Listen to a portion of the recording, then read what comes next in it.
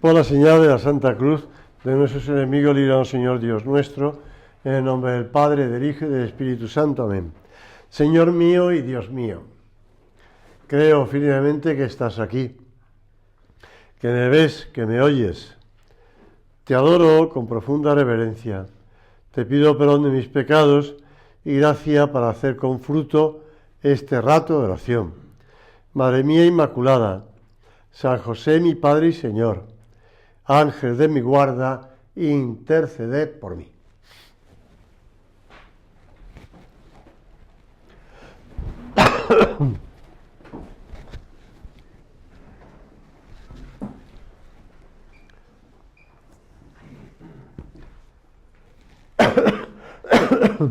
Ayer me pasaron una biografía de un obispo, que era bastante conocido y amigo de San José María, que si conocéis algunas parroquias de Madrid, de la periferia, pues hay una que lleva el nombre de ese santo, porque es santo. Entonces se llama San Manuel González. Y la biografía decía San Manuel González, el obispo de los Sagrarios. Este hombre que en su vida tuvo que recorrer un poco de la geografía española, porque él era de la diócesis de Sevilla. De hecho, después le nombraron, cuando todavía no había obispado en Huelva, era el arcipreste, es decir, el jefe o el que coordinaba a los curas de la zona de Huelva. Después hicieron obispo de Málaga y salió como pudo de Málaga cuando estaban asesinando a tantos sacerdotes y a obispos y religiosos, y él se libró de milagro.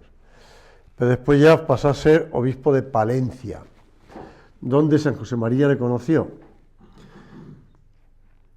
Y de hecho, en algún punto de camino hace referencia a palabras de este San Manuel González. Y este hombre es conocido por el obispo de los Sagrarios.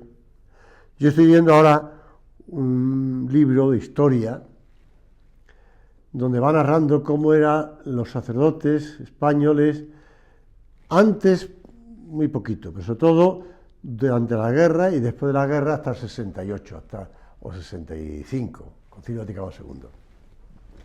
Claro, vas conociendo muchas cosas, yo ya conocía algunas, ¿no? Pero cómo era la vida de los sacerdotes rurales, de pueblos, de aldeas, de tantos sitios, bueno, incluso de capitales, de provincias, que vivían con muy poquito, con muy pocos estipendios, con muy poco. Entonces, este señor, don Manuel González, o San Manuel González, él se preocupó porque los sagrarios de las iglesias estuvieran cuidados, porque el Señor en la Eucaristía estuviera bien cuidado. Y bueno, de hecho, fundó después unas religiosas que se llaman así, de los sagrarios, abandonados, ¿no? Y él quería que lo enterraran además incluso delante del sagrario, para seguir diciendo, ahí está Dios, ahí está Jesús. ¿Por qué? Porque a veces los hombres, y también los sacerdotes, no estamos a la altura del tesoro tan grande que tenemos en el sagrario. Se nos puede olvidar un poco que Jesús, en la última cena, tomando pan, lo bendijo, lo partió y se lo dio a sus discípulos diciendo, tomad y comed, esto es mi cuerpo. Y es el Señor el que se queda con nosotros en el sagrario, por amor. Por amor a nosotros, para no dejarnos solos. Me viene a la cabeza dos cosas, o dos sucesos, si quieres, o dos anécdotas, ¿no? Por llamarla anécdota. Recuerdo yo digo que he palpado un poquito, ya evidentemente yo soy sacerdote desde el año 84, con lo cual no he vivido los sacerdotes de los años 50 o 40 o años 60. Pero, bueno, cuando te metes en una región de España rural, pues puede palpar algunas cosas que todavía eran reminiscencias del pasado y que no se hacían bien. Pero me decía un sacerdote una vez que fue a una parroquia, perdón, fue a una parroquia a celebrar misa o lo que fuera, y dice, pues cuando abrí el sagrario me dio mucha pena, dice, porque me encontré que el sagrario se ve que estaba pegado a la pared de la iglesia de piedra. La iglesia de piedra en Galicia, que llueve tanto, pues rezuma mucha humedad. Y el sagrario pues estaba por dentro húmedo, pero se ve que lo había puesto periódicos para intentar quitar un poco la humedad, con lo cual aquello era un pastizal. Y allí estaba dentro, estaba el copón, con las sagradas formas. Y a él le daba mucha pena, evidentemente intentó remediarlo aquello, ¿no? No sé si es que le habían cambiado de parroquia o había ido a hacer la misa, pero... Por el contrario, recuerdo que cuando estaba yo viviendo también en Santiago de Compostela, yo estaba teniendo una residencia, un colegio mayor de chicas, pero vivía en el colegio mayor de chicos, y los chicos fueron a un país de América, pues a hacer pues eso, voluntariado y tal y cual. Y el sacerdote que fue con ellos me contaba a la vuelta que habían estado, ellos estaban en un sitio clave y después subían a distintas aldeas en furgoneta para estar allí el día, pasar el día todo en esa aldea, pues dando catecismo a los niños, pues también dando medidas de sanitarias y cosas de estas, y también pues juegos. Y entonces el sacerdote que iba con ellos, claro, estaba con ellos también, participaba en todo aquello, pues le vinieron a pedir uno de los principales de la aldea: mire, padrecito, ¿podía venir con nosotros para que le queremos enseñar la capilla que estamos preparando? Porque nos ha dicho el delegado del obispo, representante del obispo, que podíamos tener, si la preparamos bien, podemos tener al Señor con nosotros. Porque ahora lo que hacemos es, uno de nosotros, un catequista, baja 2 horas andando hasta la carretera, se monta en el autobús, llega a la ciudad, asiste a misa y recibe unas cuantas formas que vuelve otra vez en autobús, otras 2 horas subiendo a la aldea y da la comunión a los que no han podido bajar. Pero claro, nos gustaría tener a nosotros el Señor aquí y dejarlo en un sagrario. Pero nos han dicho el obispo que tenemos que presentarle una capilla digna. Y entonces, usted que es padre, pues sabrá si nos hemos hecho bien, si tenemos que mejorar alguna cosa y tenemos que cuidar alguna cosa. Fijaros el contraste, ¿verdad? Unas personas que estaban deseando, me contaban cosas de que los pobres vivían como podían, ¿no? Porque claro, una aldea en el alto de la sierra, de esto era no sé si era El Salvador. Pues, bueno, es que me contaba además, no se me olvida, que estaban jugando de cómo había que limpiarse las manos, cómo hay que lavarse las manos después de comer, antes de comer, tal, y estaban jugando con los niños. Entonces los niños, y había una niña que le conservaba la primera falange del dedo de milagro. Yo creo que se la sostenía ya prácticamente la piel, ¿no? Porque estaba con el dedo caído ahí. Pues vieron que la niña que había que hacer es curarle aquello e intentar que pegara, ¿no? Se pegara el resto, otra cosa que los huesos ya. Pero bueno, y la niña estaba allí tan feliz, la pobrecita mía. Bueno, pues ellos querían tener al Señor con ellos en el sagrario. Y si tenían que hacer lo que tenían que hacer, y después para recibir la comunión, ¿no? Para recibir la comunión. Hay sitios ahora mismo de países de Asia donde los cristianos tienen que recorrer pues unos 15 kilómetros, muchas veces sin medios para hacerlo, para llegar a misa. Y nosotros tenemos al Señor aquí, y si bajamos de aquí hacia la iglesia, pues está en la iglesia que está, a unos cientos de metros. Y si pasamos por el siguiente pueblo, pues tenemos un sagrario y tal. Y si estamos en Madrid, pues estamos rodeados del Señor. Somos conscientes de ese tesoro tan grande que Cristo te ha dejado el día de la última cena, que no es solamente hacer esto en memoria, recordando algo que pasó, como cuando los abuelos contaban la historia de la familia a la lumbre de la chimenea al caer la noche, porque no había otro entretenimiento. No está recordando algo del pasado así como los abuelos, o las batallitas de la guerra, o de la mili que se hacía antes. No, es que es la realidad, Cristo se queda con nosotros. Por eso tenemos que procurar adentrarnos, en primer lugar, en el misterio de la misa, que supondrá adentrarnos en un mundo nuevo, mucho más maravilloso de lo que nunca hubiéramos imaginado. Aunque no sintamos nada, debemos plantearnos al asistir a misa trasponer la puerta de la fe,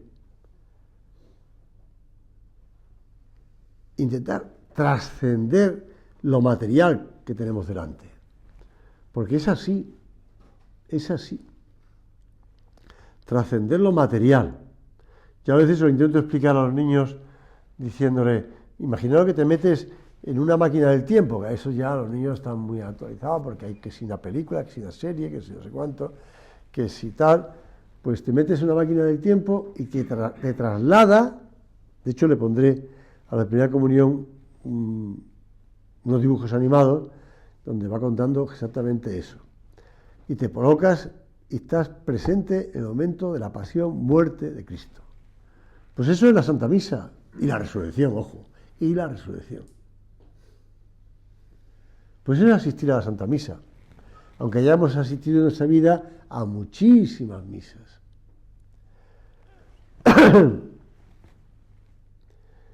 Había un humorista español, dibujante si quieres, que a veces representaba, eran muchos cómics seguidos, ¿no?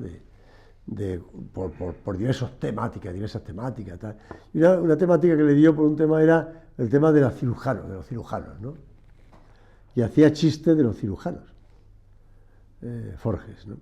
Entonces, pues él representaba a veces pues el quirófano, y como pues a veces había quirófanos que tenía arriba una cúpula de cristal para que los estudiantes y los que estaban haciendo el MIR y estas cosas pudieran ver la operación, pues él a veces presentaba el quirófano, que estaba allí el paisano tumbado en la camilla, y miraba hacia arriba y veía la cúpula de cristal, y allí estaba Dios Padre, Dios Hijo, Dios Espíritu Santo, los santos, la Virgen, todos contemplando y diciendo, a ver qué pasa aquí, ¿no? Entonces miraba con miedo el cielo, que se abría ante la operación, ante la cirugía. Bueno, ya sé que es un chiste, pero la realidad es que en la misa pasa eso. En la misa está presente toda la iglesia triunfante que está en el cielo, la iglesia militante que somos nosotros, no solamente los que están asistiendo a la Santa Misa, el sacerdote y los fieles que asisten a la Santa Misa, sino toda la iglesia que está por todo el mundo. Este verano pasado, con ocasión de que cumplíamos 40 años de ordenación, me lancé a hacer algo que me daba envidia porque sabía que otras promociones lo habían hecho, que era hacer un grupo de WhatsApp de los sacerdotes de nuestra promoción. Entonces, pues nada, me dediqué a buscar teléfonos, me costó algunos, y al final lo conseguí. Y ahí estábamos, bueno, ya habían fallecido 3, con lo cual, de los 22 que fuimos ordenados, nada más que quedábamos 19. Uno de ellos está muy enfermo, con lo cual no lo puse, porque no tenía teléfono además, pobrecito mío. Está en Pamplona, está muy bien atendido, pero... Entonces conseguí los teléfonos. Claro, comprobé una cosa muy divertida, que es que cuando tú escribías una cosa, al poco tiempo, en el grupo de WhatsApp te contestaban los que se iban despertando en América. Porque claro, había en el grupo de WhatsApp estaban desde canadienses a mexicanos, peruanos, se lo contaban de argentinos, también en Colombia, sí, en Colombia, sí. Entonces, pero al cabo del tiempo, cuando tú estabas durmiendo, te contestaban los que se despertaban en Filipinas. Porque claro, tenía gente en Filipinas. El de Australia ya se murió en un accidente de tráfico, con lo cual ese no, pero los filipinos sí. Entonces te das cuenta de que abarcas pues todas las horas del día. Bueno, tenía gente en Austria, tenía gente en España, es decir, que uno que estaba en Nueva York se vino para Madrid, tal, pues. Total que, pues esto pasa con la Santa Misa, es decir, todo el día, las 24 horas se están celebrando misas. Una única misa. Porque es la renovación del único sacrificio de Cristo en la cruz. Y aunque el sacerdote esté celebrándolo en una catedral, o esté en una capilla, o en una ermita en lo alto de un monte, o como decía el obispo de Finlandia, ¿no?, que es un vasco muy simpático, que a veces ha celebrado la misa más al norte del mundo, porque era en medio de un campo helado con nieve, con una piedra, y allí celebran misa a los feligreses de alrededor, porque no había ni iglesia ni nada. Y pues sí, al norte y al sur, al este y al oeste, se celebra la única misa. Por eso te decía antes de que entramos en un mundo maravilloso, en el que los cielos están pendientes, de verdad, ¿eh? Dios Padre, bueno, ahora te explicaré, pero está el cielo entero, está toda la iglesia, y está también la iglesia purgante, es decir, el purgatorio. Todos están pendientes de lo que está ocurriendo en ese momento, en la única misa que se está celebrando a lo largo de todo el tiempo. Así que adéntrate en la misa, es decir, y la iglesia con la liturgia, es decir, con las oraciones, con la lectura, con los modos de hacer en la misa, te ayudan a darte cuenta de esto. Te decía antes que Dios Padre, claro, como le gustaba repetir a San José María, la misa no es una acción humana, es la Santísima Trinidad la que participa en la Santa Misa, la que lo hace realidad, porque es el sacrificio que se ofrece el Hijo al Padre por la santificación del Espíritu Santo. Alguna vez comento que los niños de tercero, sobre todo de tercero C, tercero C de primaria, cuyo profesor les enseña palabras en griego. Por ejemplo, Eucaristía es una palabra griega que significa acción de gracia, porque Jesús tomó un pan y dando gracias, por ahí viene el nombre de Eucaristía, pues, y la plegaria de dar gracias que dice el sacerdote, que es la plegaria eucarística, pues, pero también enseña la palabra epíclesis. La epíclesis es la invocación al Espíritu Santo que se hace antes de la consagración para que sea Él el que consagre. Igual que Él consagró a Jesús en el vientre de María. Claro, pero no se llama consagrar, pero bueno, la encarnación. Lo mismo pasa en la misa. El sacrificio del Hijo al Padre por la consagración o por la epíclesis, la invocación al Espíritu Santo. Igual que hay después otra epíclesis después de la consagración. Estamos tocando una cosa tan grande, como dice aquí, te decía antes, maravilloso, un mundo maravilloso, un mundo nuevo, en el que tú y yo podemos participar cada día y podemos llevar ahí todas, como decía en una meditación, podemos llevar ahí nuestro trabajo, nuestras oraciones, nuestros sacrificios, nuestros esfuerzos, todo lo llevamos ahí a Él, para que Él lo tome y lo ofrezca al Padre. Por eso el sacerdote, y además celebrando misa aquí, te puede dar un poco más de cuenta, porque el sacerdote se vuelve hacia el pueblo y dice: orad, hermanos, para que es sacrificio mío y vuestro. No es el sacrificio solo del cura, o dame la expresión. Tenemos el mayor tesoro, la Santa Misa.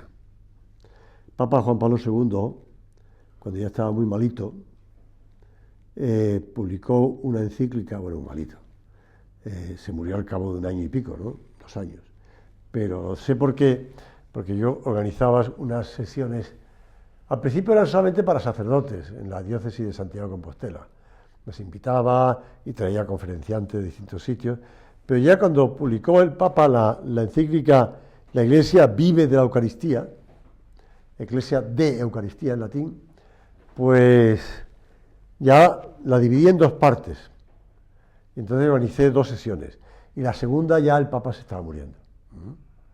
Era en la Pascua del año que murió el Papa. Entonces, pues tú vas desglosando esa encíclica. Recuerdo que invité pues, a algunos obispos, a algunos teólogos, liturgistas, que dieron unas sesiones muy buenas. De hecho, publicamos después el libro de las sesiones que dieron. Entonces, el Papa Juan Pablo II, en esa encíclica suya, hablando de cómo la Santa Misa edifica a la Iglesia. Gracias a la Santa Misa, la Iglesia se va construyendo, sigue construyendo, sigue abriendo más gente en la Iglesia, se sigue ampliando. Tú dices, no, pero si cada vez hay menos cristianos, prácticamente, bueno, perdón, eso no es verdad. Los números siguen creciendo en otros países. También podría decir San Agustín, la Iglesia se está acabando porque estamos rodeados de vándalos, nunca mejor dicho, se llaman vándalos, que van a acabar con todos nosotros, y de hecho acabaron con todo el norte de África, acabaron con el cristianismo. Pero bueno, no te preocupes, porque creció en otros sitios, y después en América, y después en Asia, y después de tal, y sigue creciendo, y en África sigue creciendo muchísimo, pero muchísimo además, a pesar de los musulmanes que intentan acabar con ello, en distintos países. Pero bueno, sigue creciendo. Así que nosotros ser conscientes, ¿no?, del crecimiento de que la Iglesia crece gracias a la Eucaristía, que es el culmen de todos los sacramentos, gracias a la Eucaristía. La Eucaristía es, pues, dice el Catecismo de la Iglesia Católica, un sacrificio, porque representa, y ahora pone entre paréntesis, igual, el signo igual. Me sorprendió ver en un catecismo que pongan el signo igual, matemático, ¿no? Podría haber puesto igual a, no, pues no pone igual. Hace presente el sacrificio de la cruz, porque es su memorial y aplica su fruto. La misa es el centro del día y da fuerza para santificar la vida familiar. Así es que yo siempre lo repito, los niños pequeños no molestan en misa, molestan los mayores de 70 años que se quejan de los niños pequeños. Pero lo siento, es así. Y si el cura se queja de los niños pequeños, pues que no celebre misa cuando hay niños pequeños, que celebre misa de las 8 de la mañana o de las 8 de la tarde. Pero también a las 8 de la tarde no le va a gustar mucho porque está lleno de jóvenes. Eso es sorprendente, yo me quedé sorprendido, eso lo empecé a comprobar en Vigo, que a la misa a las 9 de la noche el domingo iban cantidad de jóvenes, entre universitarios, final del bachillerato, pero si es el domingo por la tarde, ¿no? Pues sí. Fui a Santiago de Compostela, la iglesia estaba llena, la que tenía misa a las 8:30 de la tarde, llena. Santiago de Compostela, ciudad universitaria a tope, tal, donde había todo tipo de movidas, por no decir cosas. Había un bar en un extremo de una calle, no creo que la Rúa de la Raíña. Había un bar que se llamaba París, y en el otro extremo estaba un bar que se llamaba Dakar. Y entonces trataba de ir de París a Dakar, pasando por los bares de la... Bueno, pues ahí la misa de 8:30 de la tarde estaba llena, y justamente en medio de esa calle. Pues sí, de universitarios y de gente joven. Y pasa aquí también en Madrid. Por eso los niños pequeños no molestan en misa de mediodía. No molestan. Por supuesto que no. Hombre, evidentemente no hay que dejar que el niño se suba al altar y le rompa al pobre cura las vinajeras, ¿no? Pero bueno, que no molesta. Acudimos a la Virgen Santísima. María, decía el Papa en esta encíclica que te citaba antes, es mujer eucarística con toda su vida. Y hay analogía profunda, decía el Papa, entre el fiat que pronunció ella ante el anuncio del ángel y el amén que cada fiel pronuncia cuando recibe el cuerpo del Señor. Qué palabras más bonitas, que os la dejo ahí para que la habléis con el Señor y la penséis, porque son muy profundas. Hay analogía entre hágase en mí según tu palabra, y cuando tú escuchas el cuerpo de Cristo y tú dices amén. Analogía. Vamos, que tú te divinizas, que Dios entra dentro de ti, como la Virgen.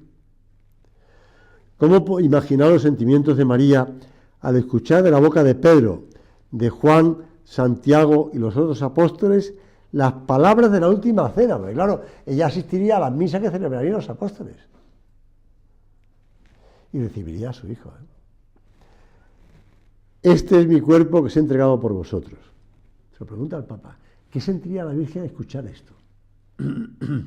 Vamos a pedirle a la Virgen que nos ayude a nosotros a darnos cuenta del tesoro del que nos alimentamos cada día.